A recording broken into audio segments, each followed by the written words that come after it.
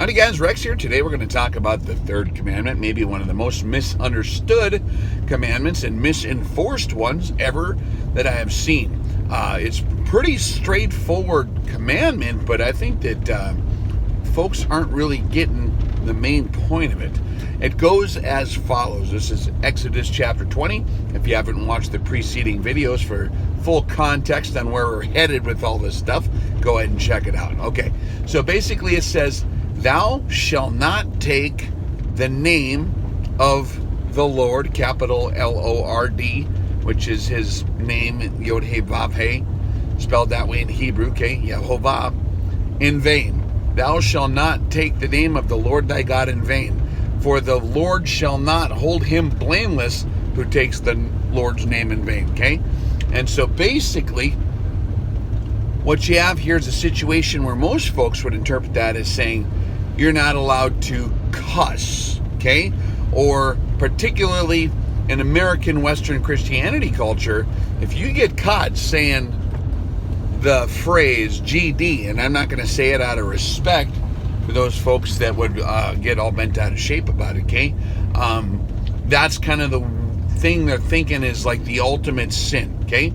And although I think that it is a crude thing to say in the cultural context of the West, that's not at all what he was talking about when he said, "Don't take my name in vain." First of all, when you say the phrase GD, right? God does damn things all the time. So he does condemn or damn things. That's like all over in the book. So technically, he does do that stuff, okay? Plus, that's not his name. God is a title. He's specifically referring to, "Thou shalt not take Yehovah, thy Elohim, thy God, my name in vain." So he's specifically saying his exact name. And what does he mean by that? Does that mean he can't ever use his name? Does that mean he can't call upon him when you stub your toe? It's really not what he's talking about. What he's talking about is using his name frivolously, which means you don't just walk around saying, "Oh yeah, me and the Lord, me and God, me and Yehovah, we're tight, we're good buddies here, therefore, you should trust me, and then I'm cool."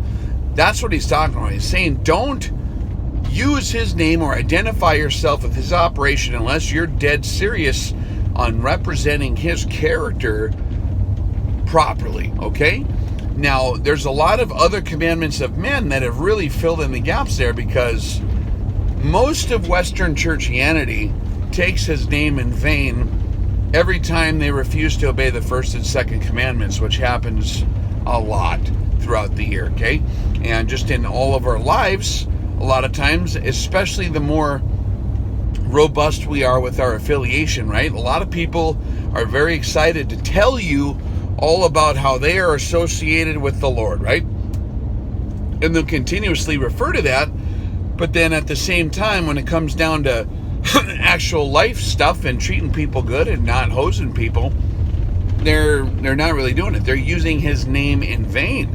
They're not following through with the objective of life, which is to help each other and love each other and to lead each other to him, right? And so every time we use his name, it's serious business, is what he's trying to communicate. He's not saying you can't just say it when you stub your toe or when you hit your thumb with a hammer, okay? Although that's not something you should do. But by the way, when people hit their thumbs with hammers, they usually say either GD or they'll say like Jesus Christ, okay? That's not his name either, guys, okay? Jesus is not even the name that he had 2,000 years ago. That's a Greek transliteration of his Greek nickname, okay? Jesus. That wasn't his name. His name was Yeshua, or Yahushua, if you want to go into the actual name. Like if you would have traveled in a time machine 2,000 years ago and found Miriam, right?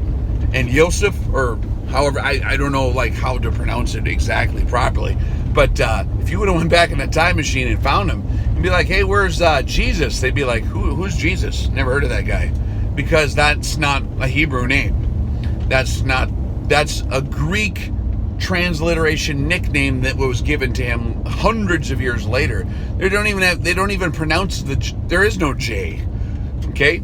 So when you say Jesus, that's technically not even his name. Now, I do understand the point of respect that everyone identifies that name with the same character that's in the Bible, in the stories and stuff like that, right? So out of respect for that, I think it's wise to probably try to restrain yourself from doing it. But that's not at all what they're talking about. They're talking about, like, for example, if you're one of these guys that runs around, look, I'm a Christian and I really identify with the Lord and we have values, Christian values, because of Jesus, and therefore my word is my word.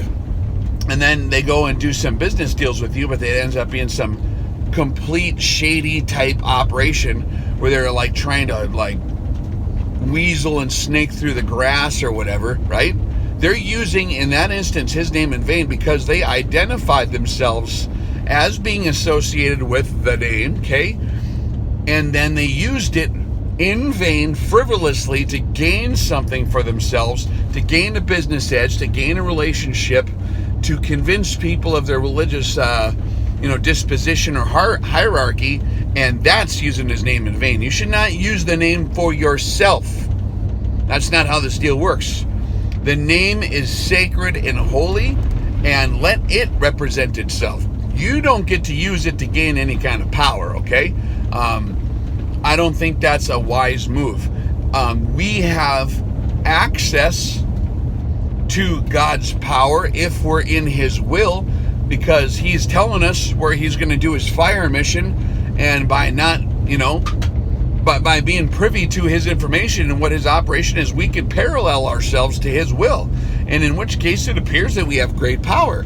That's called obedience. If we're obedient to the Father, that's kind of where that power comes from, and then being with the name and stuff. And you can call upon the name of the Father. It tells you to do it all the time, but you call upon it in terms of like coming to him for help, or coming to him for guidance or wisdom or forgiveness, or to help him, or to let him know that we need help to repent, okay?